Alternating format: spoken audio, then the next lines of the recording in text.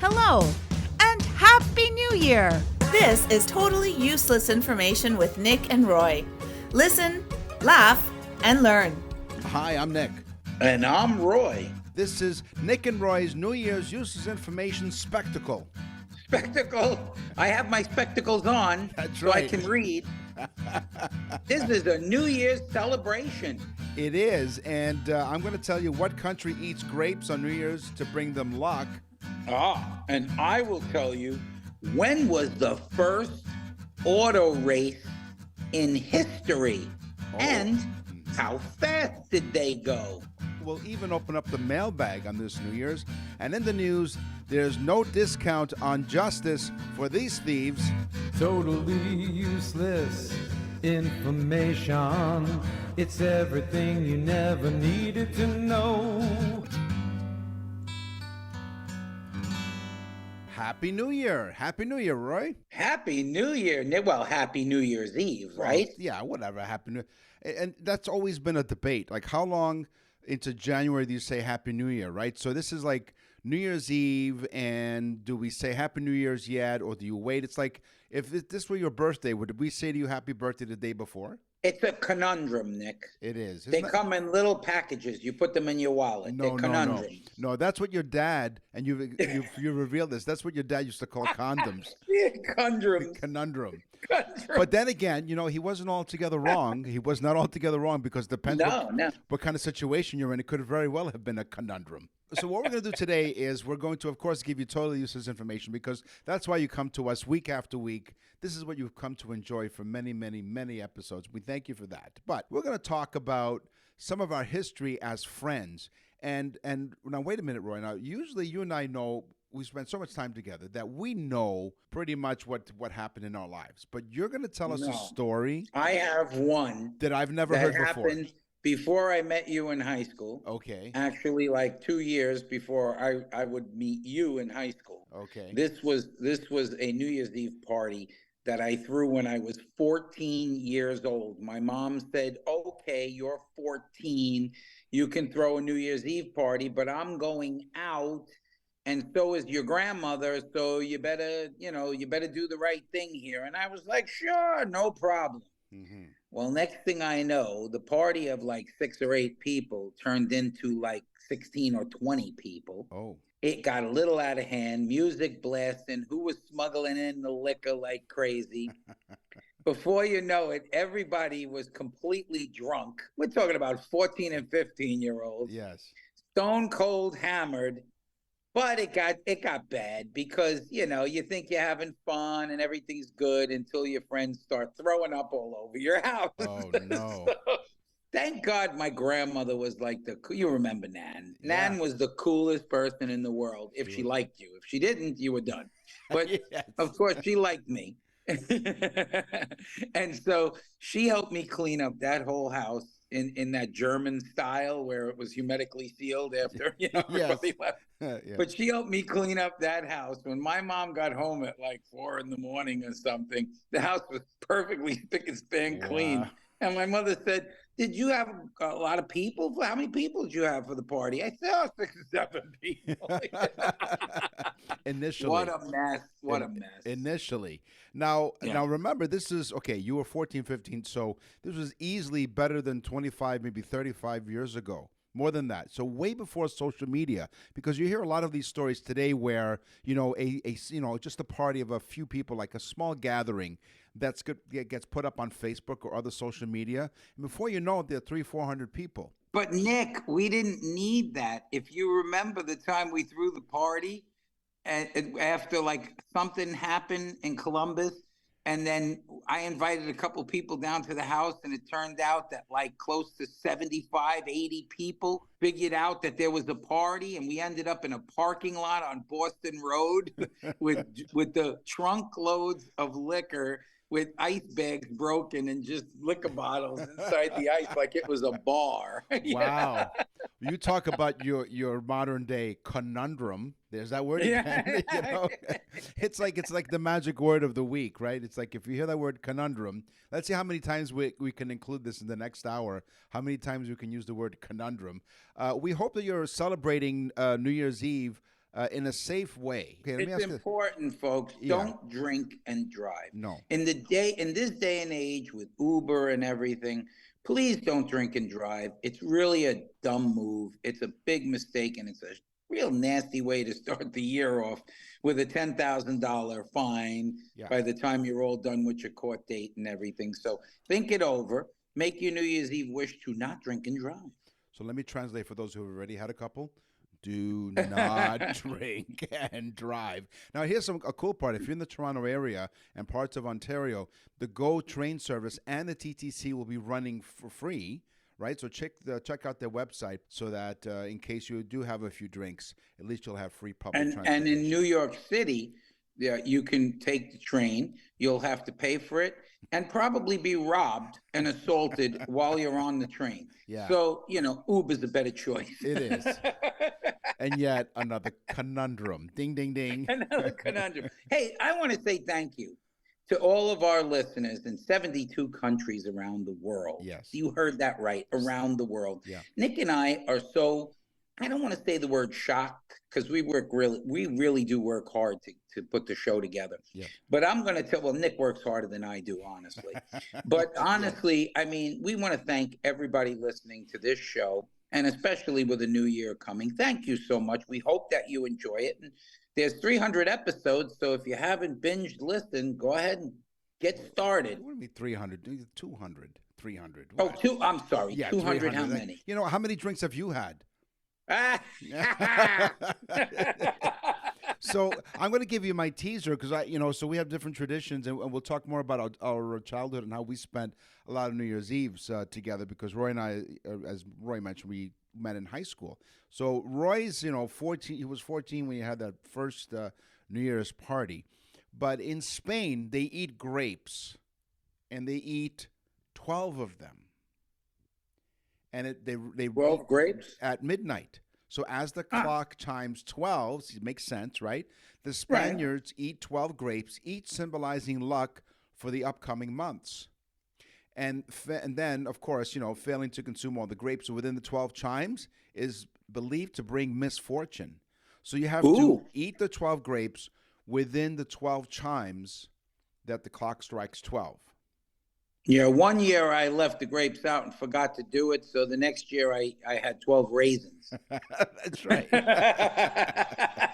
Which he promptly put it in a glass of champagne, and it floated. Yeah, well, I put it in the Jack Daniels. Nothing hurts Jack Daniels. No, it doesn't. Oh, my gosh. And our sponsor, Jack Daniels? No. So it was a guy named Jack. So no, I've never really been to believe it or not, in all of my adult years, I've only been to 3 New Year's Eve parties. And it's not because I'm like a party pooper or anything like that. It's because most of my adult years, I was working on New Year's Eve. Because most of the time I was working at the Astor restaurant. And if you've listened to the show long enough, or you've read our newsletter, you know that Roy and I grew up together at the Astor restaurant. We met in high school, but we grew up. I mean, I don't know. Did we actually grow up? We didn't. We became men, so to speak. That's right. With a couple of shots of chartreuse and a gallon of paint. That's another story. A couple of shots of chartreuse. I grew hair on my chest, and Nick lost all of his. That's right. And it got misplaced to my chest. Go figure. It's like real estate. Location, location, location. So many Makes for fun haircuts, though, doesn't it? It does. So imagine this. So now if you've gone out on New Year's Eve, gone out to dinner, right? You go to a restaurant. So, guess who was serving you? Roy was in the kitchen, and I was out on the floor as a waiter and waiting on tables and stuff. And so for many of my, like I said, my adult years, I was working on New Year's Eve. There were 2 seatings. The first one wasn't all that pleasant. And I think enough time has gone by where we're not insulting anybody. But the people who came out at 6 o'clock to eat for New Year's Eve dinner had never gone out before, or they only go out once a year. And they are the most pathetic. They are the most rude. Picky. We have a set menu. Yeah, but I want chicken. No, we don't have. We only have chicken this way. Yeah, but I come in all the time, which they don't. Come in all the time, and I like the chicken piccata. No, we don't have chicken piccata tonight. So they will always be really picky. There's no substitutions. There's only one menu, and yet they're always picky and really rude. So I hated those tables, and the quicker I got them out of there, the better it is. It didn't matter if I had not a good tip or anything. I just wanted to get them out of my hair that didn't exist. But it's so funny too, because being that my family was in the restaurant business, holidays were work days. They were not, like Mother's Day was the biggest day, and then came Thanksgiving the second, and New Year's Eve was the third. Right. And Easter was like New Year's Eve and Easter were running close thirds with each other. But those 4 holidays, those made up the whole thing. But we were even open sometimes on Christmas Day. Yeah, that's right. It's very rare that we shut down even on Christmas Day. My dad was one of those, you stay open, you celebrate the holiday right there, And Nick, we had some really great New Year's Eve parties. From what I remember, yes. Absolutely. There are those that we remember, but those that are, this is basically, what do we call it? Eyewitness accounts of what happened on those New Year's Eves. Yeah, one eyewitness. One eyewitness. That's right. The only one that wasn't drinking. Probably. I think at the time I remember drinking Rusty Nails, and a Rusty Nail is Drambuie and Scotch.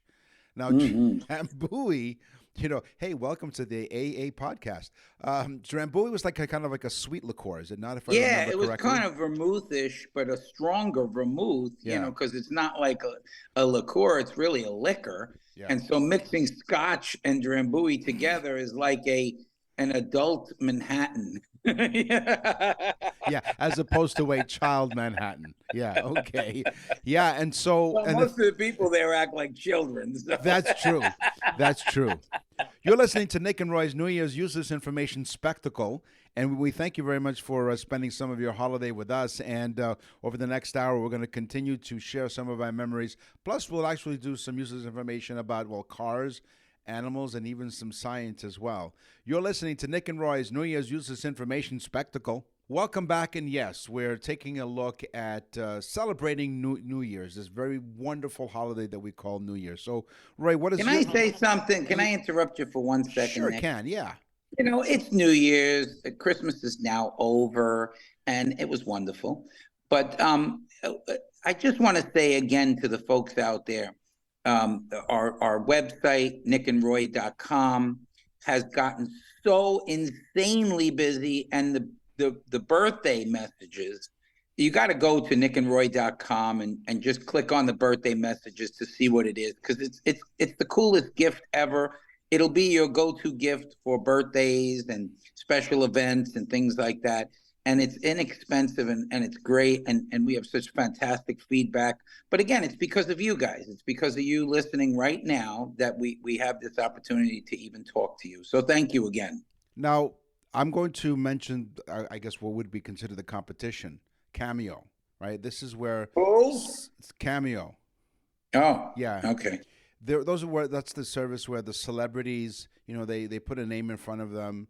Like Robert De Niro, or one of the popular ones is Brian Cox from Succession, and he's the guy that they're always on that show said "F off" in his accent, and so everyone wants Brian Cox. They order Brian Cox just for, to say, "Hey, Roy, it's your birthday, F off," right? And I use the F word. Okay.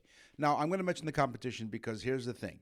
They have zero personality. It's odd, right? Because these are celebrities with zero personality. All it is for them is, here, read this name, say happy birthday and whatever, and act like you're interested. No. What we do in our birthday messages is this. We provide totally useless information about the day that they were born. And so it is a personalized message that we spend a great deal of time researching the information based on what your loved one had information. It's not some generic thing. This is legit. It's like a mini show for the person on their birthday or special occasion.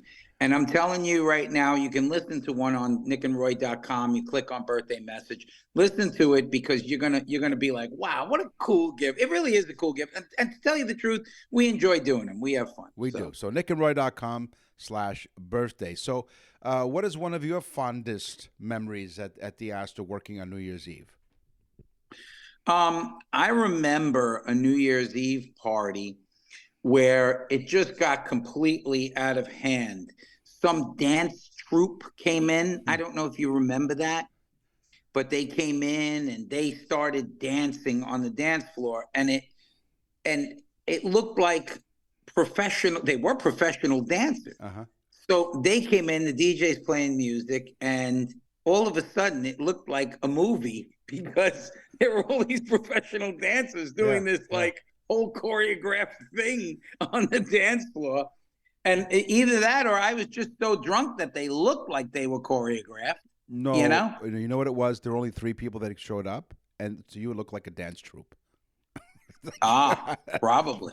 But here's another thing that where in the 80s where we worked and grew up at the Astor restaurant, we were well ahead of our time, because what you're describing is what would be considered today as a flash mob.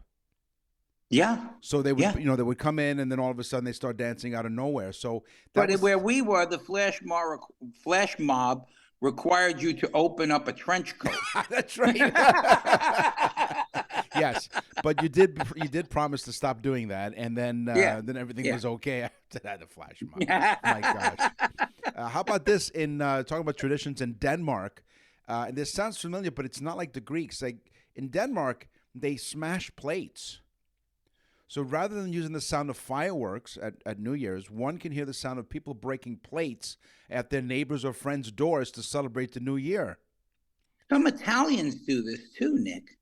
Oh, really? I didn't know that. Tunic. Not a tunic. No, not a tunic. Tunic. Yes. But anyway, yes, I went to a party one time, and the person at 12 midnight grabbed some dishes and start throwing them out the door. Of course, his girlfriend was flipping out because they were actually a set of dishes that they had. Wow. And he was smashing them in the street, and he's screaming, "You got to do it. It's for luck." So, of course, at that point, everybody just grabbed every dish and just smashed them, because what was the sense of having a half a set? Yeah. Of course. And because of all that, he's now sleeping at the neighbor's house because she kicked him out of the house. Well, she smashed one over his head. That's right. She did. So could you imagine? So they're saying that they go to the neighbors' or friends' doors to celebrate the New Year and just start whipping plates at these doors. Now, what if they were not? What if they didn't understand that tradition and thinking, "What the heck's going on? Our neighbors have lost their minds. They are throwing these dishes at our door." And of course, after everything was done, the big pile of broken dishes, it is believed to represent more luck for the coming months, or you're really sweeping a lot more than you thought you would be on New Year's. Wow. And in the background, they play the music "My Prayer" by the Platters. The Platters. The Platters. That's right. Dishes and platters. That's right. That's one fine dish. You're listening to, You're listening to Nick and Roy's New Year's Useless Information Spectacle. Einstein was a moron. Newton was a jerk. E equals nothing. It's science, science, science. That jingle, by the way, is one of the most popular jingles that our listeners have told us, the science jingle. And that was basically Roy, the very beginning of our venture here of Totally Useless Information with Nick and Roy. He just basically took his keyboard. My little keyboard out. And I didn't even have it written down. I was like, Einstein was a moron. Newton was a jerk. E equals nothing. It's science, science, science. It's catchy. It's an earworm, right? So thank you, Roy, for that. So what do you have in terms of science, Roy? Giraffes. Now, I know we have animals, but this is science. Okay. Giraffes are 30 times more likely to get hit by lightning than humans. Really? Now, probably because stupid giraffes look at a storm and say, "Let's hide under these trees." No. And I thought maybe it's possibly because of the larger neck, but it is not. Maybe slightly they have an edge because they're a large animal, but they are 30 times more likely to get hit by lightning than a human being. So if there's a storm, a lightning storm, hide under a tree. Stay away from the giraffe. That's right. Boy, there's a stretch. So speaking of obvious things, I'm going to give you the next several facts, some silly science studies. Okay? So here's one study. Quitting smoking after a heart attack reduces chest pain and improves quality of life. Now, this is an actual study that was done. Quitting smoking after a heart attack reduces chest pain, improves quality of life. Okay? So, Yeah. if you're so used to the intensive care units and you're, used to handing out packs of, years ago, I guess they used to hand out packs of Luckies, every time you went to Sure. the intensive care unit. Don't blame the hospitals, though, because those buzzkill folks at the American Heart Association who are responsible for this no fun finding have said quitting smoking after a heart attack reduces chest pain and improves the quality of life. And that was an actual study. Isn't that a good one? It is, right? What they have to do to get that result? I mean, how many scientists did they need to sit down and figure that one out? Yeah, how many packs of cigarettes? And jumping off bridges can kill you. 6 million years ago, Nick, Yes. a day lasted 21 hours because the Earth spins 1.8 seconds faster per century. We now have 24 hours in the day. Now, we know this to be absolutely true because Nick was there 6 million years ago. And boy, was he early to every function. That's right. Is that why they call me But think about that, Nick. Yeah. 6 million years ago, 21 hours in a day. It's 1.8 seconds per century. Wow. The Earth spins faster. See, I was there. That's why they call me the $6 million man. 600 million. 600 million. And think Sure. about it now. $6 million man wouldn't buy you a leg anymore. No, they won't. Wow. Thank He's you for- the $6 million man. He has a penile extension. That's right. Yes. And of course, you know how they scanned it. They used the penal code. All right, you're listening. You're listening to Nick and Roy's New Year's Useless Information Spectacle. Welcome back to the Nick and Roy's Totally Useless Information New Year's Spectacle. And we thank you for spending some of your New Year's with us. And maybe you can share some of this information at a New Year's Eve party. Heck, wait till after people have had like several drinks and then give them the facts that we're giving you tonight. And this way you're going to sound a lot smarter than anybody else in the room. Usually happens that way. Here's another one of my silly science studies as we're doing science on totally useless information with Nick and Roy. Study shows that there's a beneficial effect of electric fans in extreme heat and humidity. Okay? If you don't have air conditioning, now, Roy, you live in Florida. Do you have air conditioning? Everybody has air conditioning. Okay. The squirrels have air conditioning in their trees. That's right. They need to keep their nuts cool. If you don't have air conditioning, it seems that They're the only squirrels in the world that have buzz cuts. Wow. They're the only squirrels in the world that shave themselves completely, or as That's right. Nick calls it, every day. It's not manscaping; it's squirrelscaping. If you don't have air conditioning, it seems that fans, which moves air with the help of a cunning arrangement of rotating blades, I said cunning, can actually make you feel cooler. At least that was the news from a study from the Journal of American Medical Association. Yeah. All right, and still to come, why snowblower use declines in July. Yeah, it's really weird with those squirrels, when it gets hairy when they shave their nuts. Those nuts, they're hard because like walnuts, they got, it's tough, It is, Yeah. especially the Brazilian squirrels. They're nice and Oh, smooth. yeah, it's the old Brazilian That's right. chopper. That's right. The old Brazilian waxer. That's right. I emceed an event for a coffee chain up here in Toronto. Yeah. And by the way, if you're in the Toronto area, you need someone to MC the event. Go to nickandroy.com. So I emceed this event, and one of the sponsors was Brazilian Coffee Company. And I said, we'd like to thank our sponsor, Brazilian Coffee Company. Their coffee is really smooth. Ah, that was a good one. It Nick. was. And I think 4 people got that joke. And then the rest were like, what? Yeah, it's good coffee. Yeah. It's good coffee. Yes. Smooth. It's like Karate Kid. Wax on, wax off. Yes. Okay. So identical twins are really, really cool. Yeah. Now, there are some identical twins that are almost impossible to tell apart. They are so perfectly identical. Okay. But there is one way to tell identical twins apart. How's that? They have completely different fingerprints. Of course. Okay, which just goes to prove that God loves a good CSI sitcom. No, think about that. How cool is that? They could be so identical, it's almost impossible to tell them apart, but they have completely different fingerprints. Well, you know who has human-like fingerprints, or koalas, which we learned, I think, in season 3 of Totally Useless Information. So Yeah, koalas sure. have human-like fingerprints.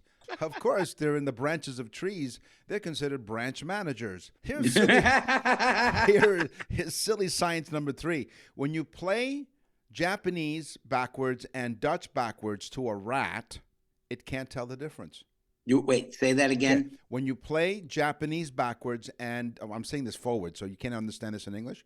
When you play Japanese backwards and Dutch backwards to a rat, it cannot tell the difference between the two. How do we know that? Well, I'll tell you. The scientists behind the effects of backward speech and speaker variability in language discrimination by rats. They're the people who funded this study. They were trying to figure out how human babies learn how to talk using the rhythm of their mother tongue. 3 researchers taught Japanese and Dutch to rats because of the very different rhythms of each of the languages. And then These are very, very sick people. Yes. And then they went on to measure how they responded to it, both playing forwards and backwards. And again, no response from the rats. And I got to ask a question. How stupid are their wives to believe that? Honey, what do? I teach rats how to speak Japanese. What about backwards? Oh, great. Go Yeah. ahead. Come home late. Wow. Yeah. That's really something. Yeah. Well, I got a good one for you. Okay. The largest piece of fossilized dinosaur poop, Yeah. because I have to put a poop joke in here. Of course, why not? It wouldn't be totally useless largest information. piece. It wouldn't be totally useless information with Nick and Roy without it. Oh, no. Listen to this. This one's great. The largest piece was 30 centimeters and over 2 liters in volume. This is a fossilized dinosaur poop. Now, I'm not impressed. This morning, I think I beat that out. Wow.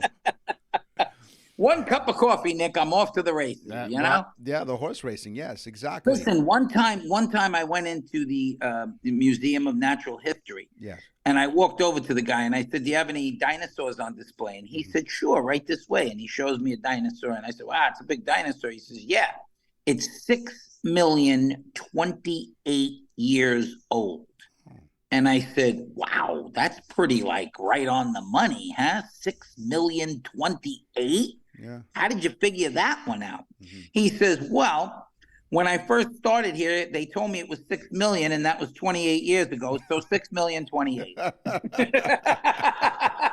Wow. You sure you weren't talking to one of the squirrels? What are you, nuts? Yes. Okay, here's silly science study number 4. Scientists from Taiwan and the United States of America have finally managed to put to rest the age-old question: does body size affect how long you pee for? Ah, The scientists... now I'm interested. That's right. Now, you were just talking about your... Nick's a whiz at this. Hey, don't piss me off. The scientists discovered that nearly all mammals above 3 kilograms in weight, or roughly 6 pounds, they empty their bladders in around 21 seconds. Sort of. They actually discovered that mammals above 3 kilograms in weight empty their bladders or 13 seconds. It depends. So you should actually be, this is what they're saying. All mammals in weight of over 3 kilograms empty their bladders anywhere between 8 and 34 seconds. So here's the moral of the story. I know there's a lot of confusing numbers in there. They can't figure it out. It doesn't matter. It depends on how much you drank, but they had to be specific and say it takes a person more than 6 pounds 21 seconds to pee. That's ridiculous. I read that study. Did you? By Professor I.P. Daly.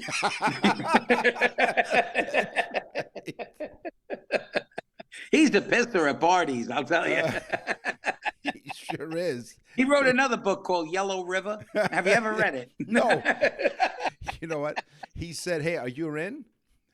I'm in. You're in. You're in. You're listening to Nick and Roy's New Year's Useless Information Spectacle. This is totally useless vehicle information with Nick, Meet, and Roy. Now, I have to ask her, where did she get meet for me and vroom for you?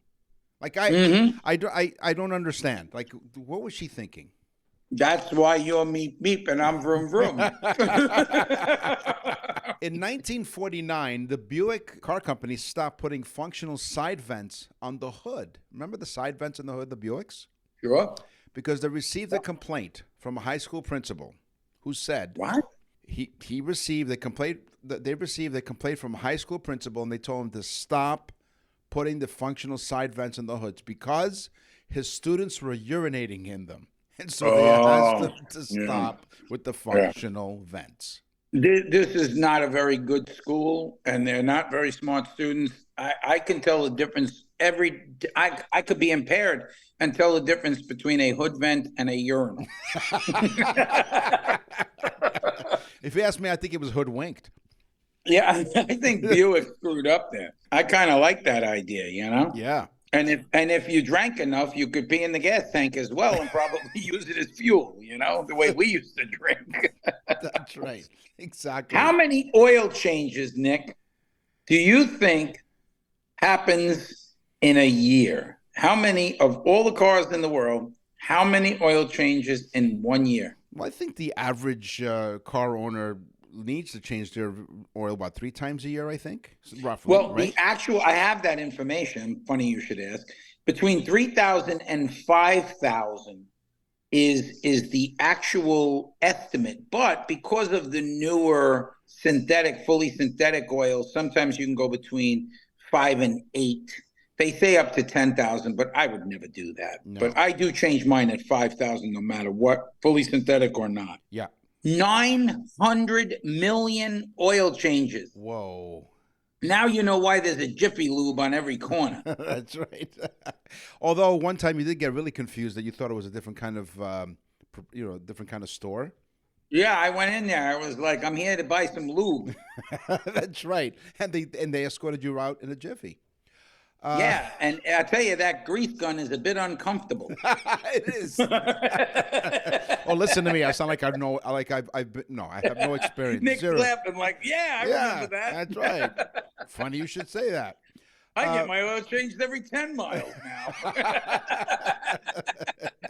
Yes, it is me, Jiffy. Meet. Now, you've often wondered, and I have, because I look for luxury cars, and then when they stop at a light, I just stare at their dashboard. I'm weird that way. I have a fetish. But if you notice, they have a compass on these luxurious vehicles in like these modern cars. Now, most of the companies, of course, they have the latest GPS and navigation and all kinds of stuff. Even your phone has it, Waze or Google Maps or Apple Maps or whatever it is, right? So why do you need a compass? Because Nick, your Grand Marquis, your 1978 Grand Marquis that you drive. Yes. Yes.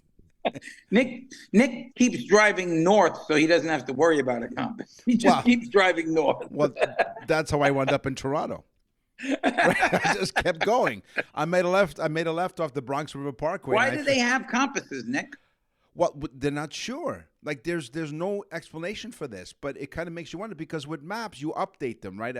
Or you can get directions from maps. With a compass, you just know which direction you're going in, but you don't know if you're going in the right direction or not. So that is true, because sometimes you might be heading south on a highway, but it goes southwest. It could be very confusing. What's even more confusing to me is why Nick pulls up to a beautiful woman in a luxury car and says, "Could you move over a little bit so I could see if you have a compass or not?" That's right. Yeah, and then she pointed me due north. Yeah, and she stuck her shoe up somewhere up south. That's right. Where the sun don't shine. Good thing you went to the lube place earlier that day. It all comes together. Oh my.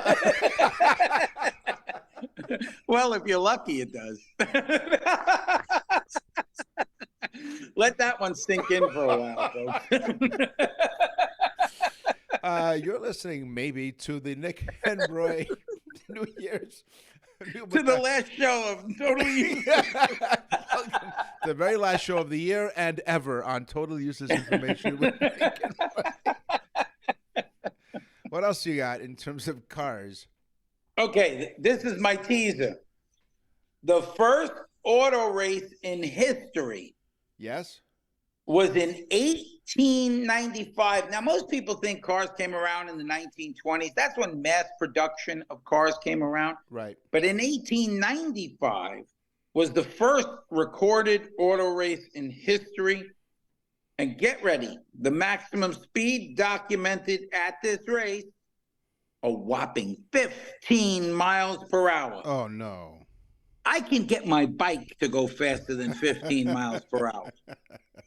No wonder it took from 1895 to 1920 for cars to catch on. That's right.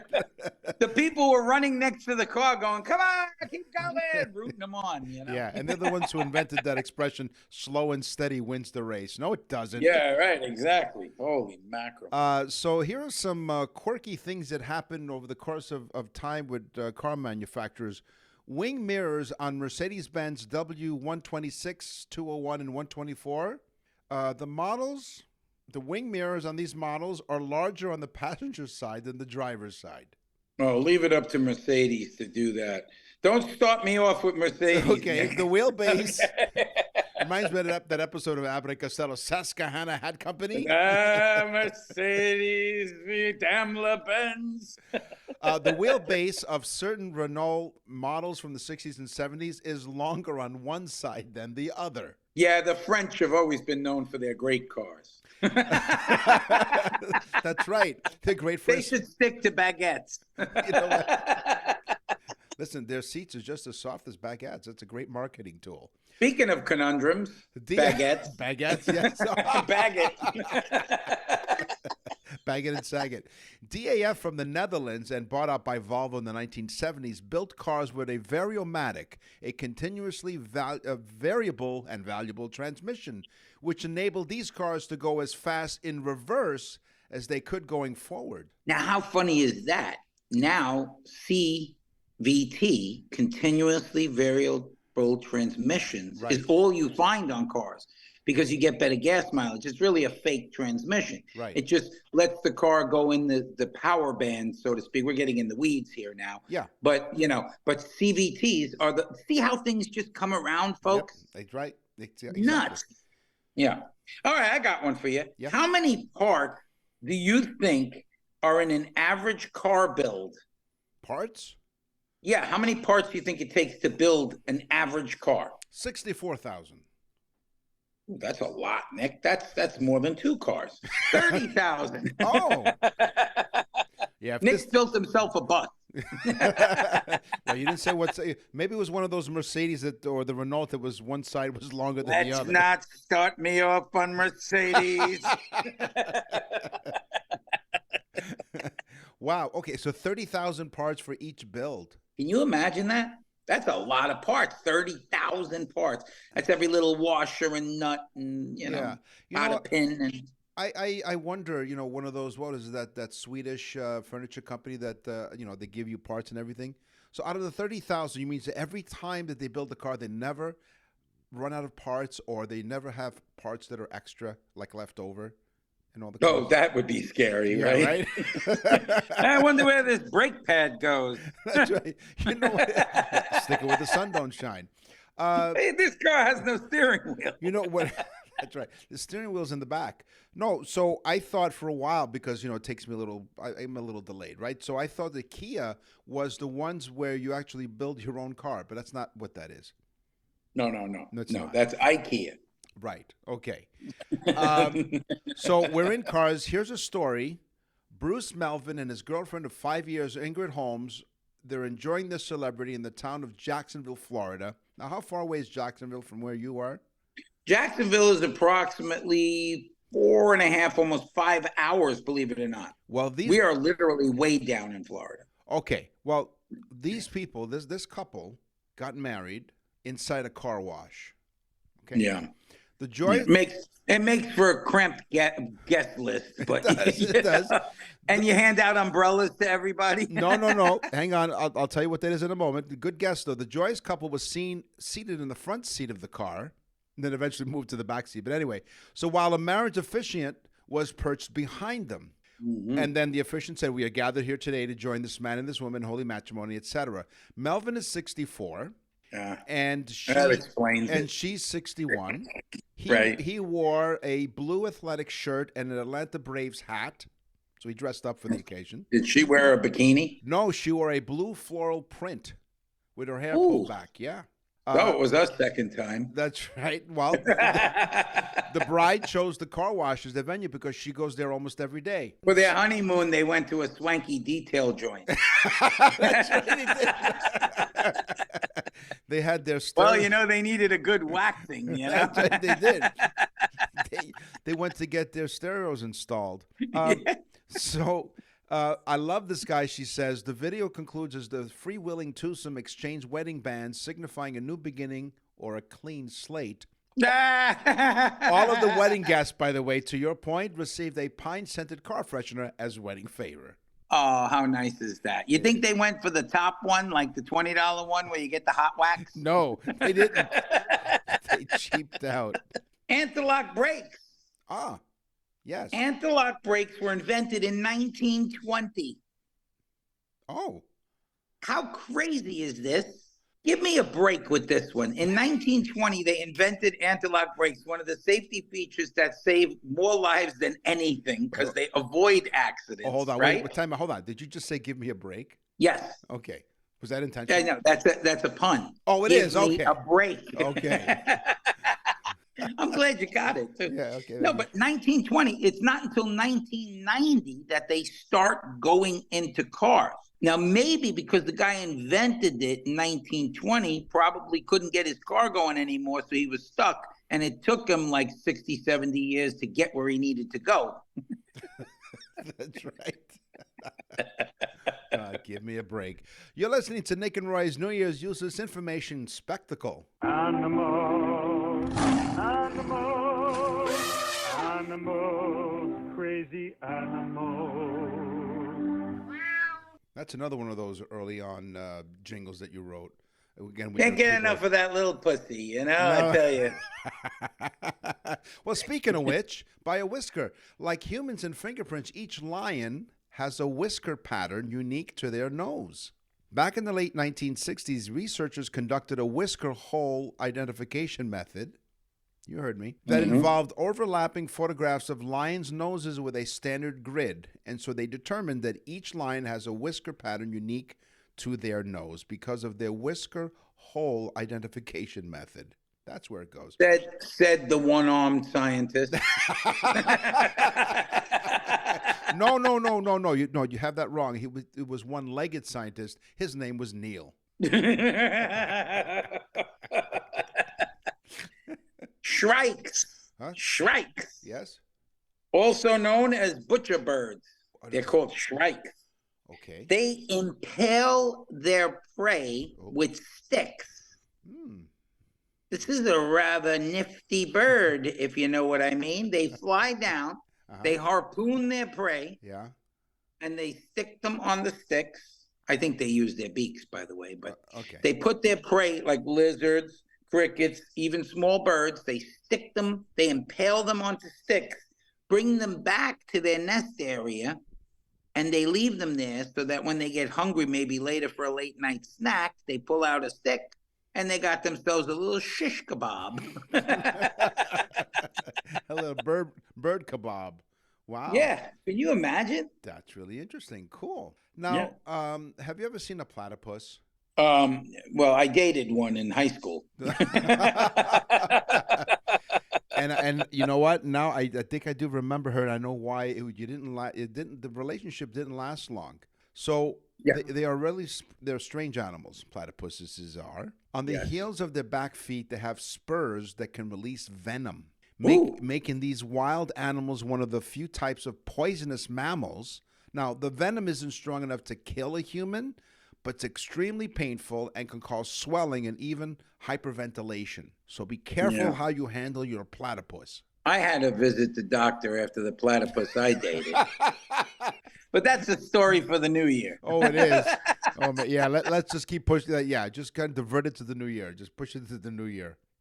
Very quickly, vultures. Vultures are disgusting animals, Nick. They are? They are disgusting, yes. Yeah. I one time I lost my keys. I thought I threw them in the garbage. So I went to the dump. Yeah. They found the truck that picked up my garbage. I had to go through a mound of garbage the size like 2 stories high. Okay. Believe it or not, after about 2 hours, I found my garbage. Oh, good. My keys were not in them. Oh. That's really upsetting. But the guy on the bulldozer said to me, if you hear these ghastly screams, you'll never forget them, he said. It's the scream of the vulture. And I swear to you, till this day, if a person out there, email us if you've ever heard a vulture scream. You will never forget it. It's the most heart-wrenching scream you've ever heard. But that's not what my story's about. That was just, I digress. And why? Go on. They're disgusting. But on really hot days, they get even more disgusting. Because their feet are on the pavement most of the time. Yeah. They urinate and defecate down their legs and onto their feet, I guess you'd call them, or talons. Sure.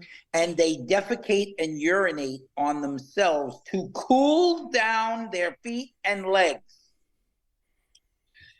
Okay, now, so does Nick do this sometimes at the beach. Yeah, urinate. What a way to kick off the new year. Are we ending the old year and kicking off a new year? I don't know what we're doing at this point. As you're listening to the Nick and Roy's. Thank God it's totally useless information and not a comedy show. Yes. It is a comedy show. It's funny. Yeah. Do you have another animal? I have one more. So do I. Go ahead. Okay. There's no moonwalking for kangaroos is what I call this one. Ooh, okay. Because kangaroos cannot walk backwards, partly because of the structure of their powerful rear feet and their large tails. This is the reason why you'll find a kangaroo in the Australian coat of arms. The designers wanted to symbolize the way the nation was only moving forward, so they picked an animal that physically can't move backward. And by the way, the coat of arms also has an emu on it, because they also can't walk backwards either. That's funny. Kim Kardashian can't either. That's right. She's got a pretty large tail, you know. Yeah, down under.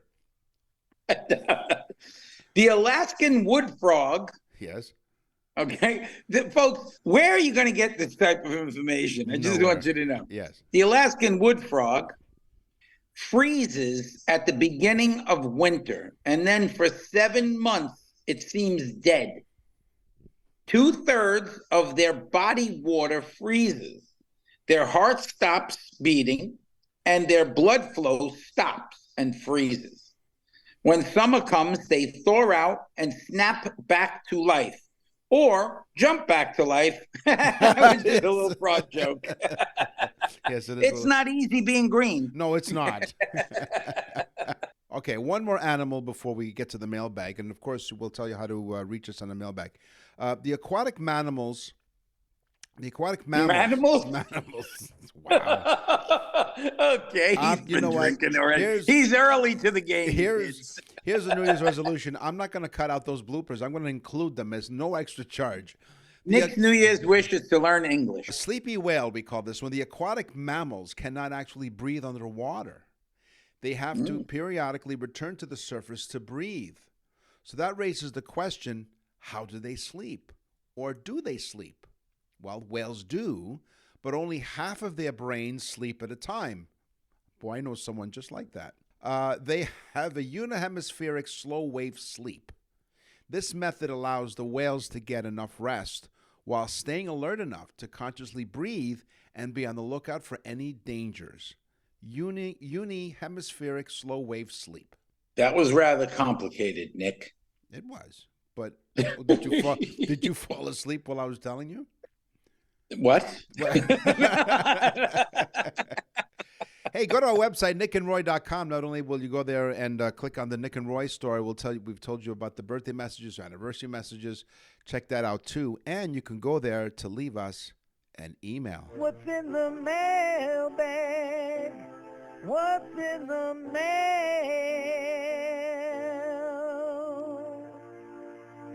Susan is in the mailbag. Is she lazy? And boy, was I surprised when I started digging around in there. So was she. So was she. She's not so lazy after all. She was like, where am I? The Jiffy Lube? Wow. What a conundrum. Susan is from Thomasville, Georgia. Hell. I think we've had one or two from Thomasville, Georgia. That's very strange. It is. I've been there. It's a small town. It's right outside of Florida, right outside of Tallahassee, because my son went to school there. Okay. Okay, so she says, you and Nick, meaning me and you, are so great together. Oh. You guys are so funny. You crack me up. Oh. I know you're married. Do you have any single brothers? Jesus. Nope. Nope. No, they broke the mold. Yeah. And not only that, it got moldy too. It did.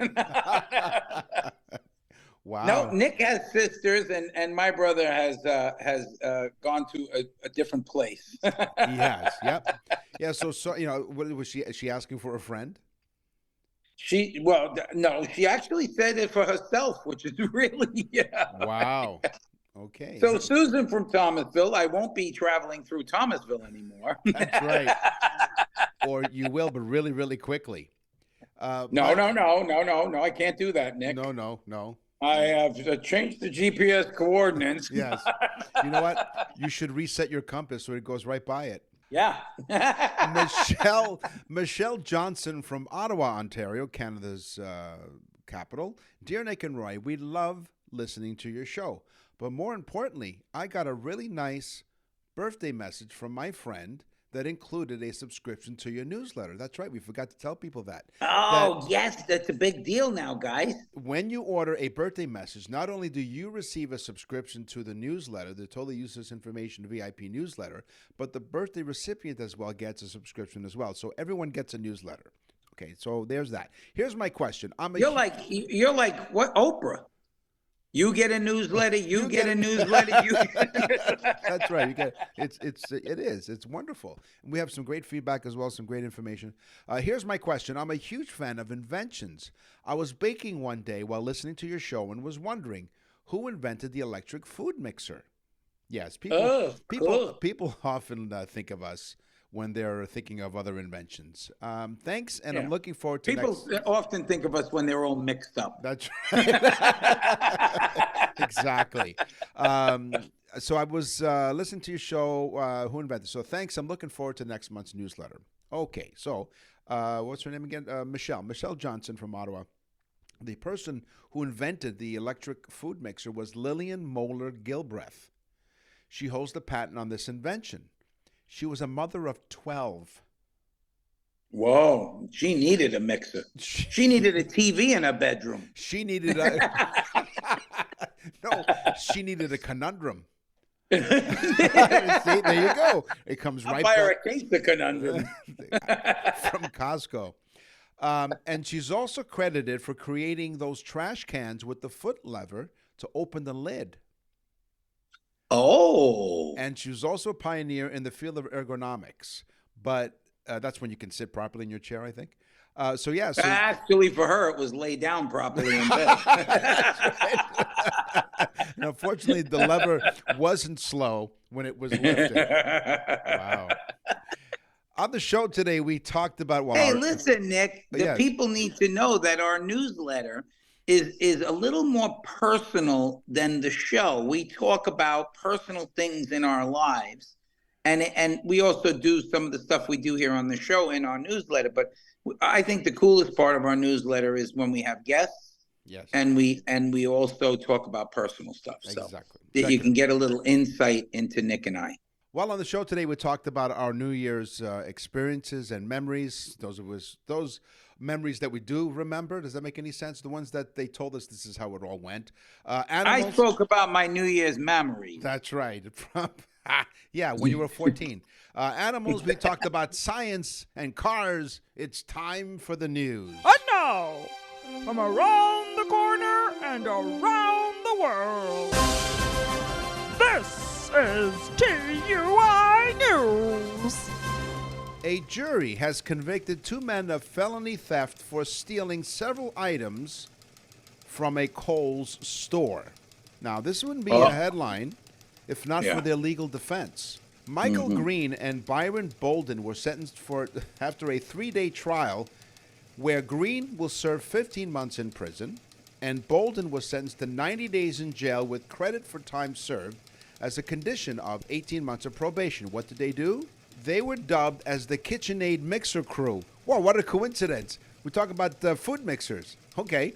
So the KitchenAid Mixer Crew, because the pricey kitchen appliances was included in the theft, along with brand name shoes and clothing. The prosecutors told them that the items stolen totaled $2,094. But that's important because the cutoff line between a misdemeanor and a felony theft in Colorado, which is where this happened, is $2,000. So check out the legal argument by the defense. These 2 individuals basically stole the merchandise that was on sale. And if you look at the sale price, it was below $2,000, which is the threshold for Class 6 felony conviction. Plus, they should have checked their email to see if they had any cold cash points. That's right. They did. They didn't. Could have got them under the limit. At the end, could you imagine this saying, "No, we had a coupon for 40 items." Hey, yeah. It didn't work, did it? At the end of the day, the prosecutors argued it really didn't matter if the items were on sale or discounted. Those discounts and sales prices should apply to paying customers only, not thieves. The DA's office said the value matters in court is the retail price, not a sale or a coupon. The jury agreed with the prosecutor's argument and convicted both men of a Class 6 felony. Wow. Yep. Class 6 felony, but really, really quality shoppers, I have to say. That's right. Conscientious coupon clippers. I dated Sally Meaner. Yes. That's Mr. Meaner's daughter. That's right. Was she the one? Now, let me just get this straight. Yeah. So these guys went into Kohl's. Right. Stole shoes, things like that. Yeah. And then they said to themselves, let's go steal, because we have a KitchenAid mixer I'm staring at. Okay. My wife uses it. She loves to bake. Okay. That thing weighs about 50 pounds. Yes. Okay? In a very, very large box. Why didn't they just go steal an 80-inch television as well? I mean, why would you steal a big, heavy mixer in a box when you could steal nice, small stuff? Not that I do that at Kohl's. Now I'll be watched at Kohl's every time I go in. Right. But I have a coupon. Okay, can you imagine, though, that $2,000 is the limit? Yeah. Yeah. $2,000. Yeah. You could steal up to $2,000. Why bother paying for your stuff? It totally devoids the under 10 items lane. Yeah. Yeah. It should just say, just walk out. See, if you were smart, if you had like 20 items in your What are you cart, trying to say? I'm not smart? I'm not trying to say that at all. It's exactly what I'm saying. So, no. So what I would do is I would take the 20 items and go to the maximum 10 item lane and put them on 2 separate things. So put one of those dividers in between and just say, look, I'm shopping for 2 different families. See how that works out. And then you would pay for both of them or steal both of them? That's all the time we have for the show today. Thank you very much for joining us on Nick and Roy's Totally Useless New Year's Spectacle. We really thank you from the bottom of our hearts. Thank you very much for your loyalty, your support, coast to coast to coast, in Canada, all over the world, over 72 countries. We really can't thank you enough. And we wouldn't be doing this today if it weren't for you listening and giving us support and giving us feedback and ordering our birthday messages and anything like that. So thank you very much. And from my family to your family, Happy New Year.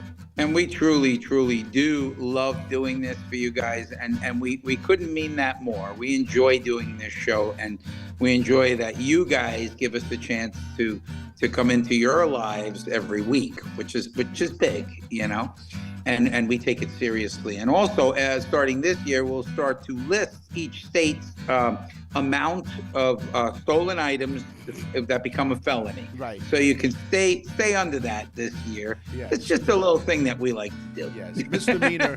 And we'll tell you when misdemeanor hooks up with Mrs. Meaner. No. They're always meaner. Wives are always meaner. Oh, misdemeanor. No, and miscellaneous. Miscellaneous. And her girlfriend, Ann Azette. I'm Nick. And I'm Jack Daniels. No, I'm Roy. Thanks for listening and Happy New Year. Happy New Year, everybody. Totally Useless Information with Nick and Roy is a production of nickandroy.com. Visit nickandroy.com to access the full library of episodes or wherever you get your podcasts.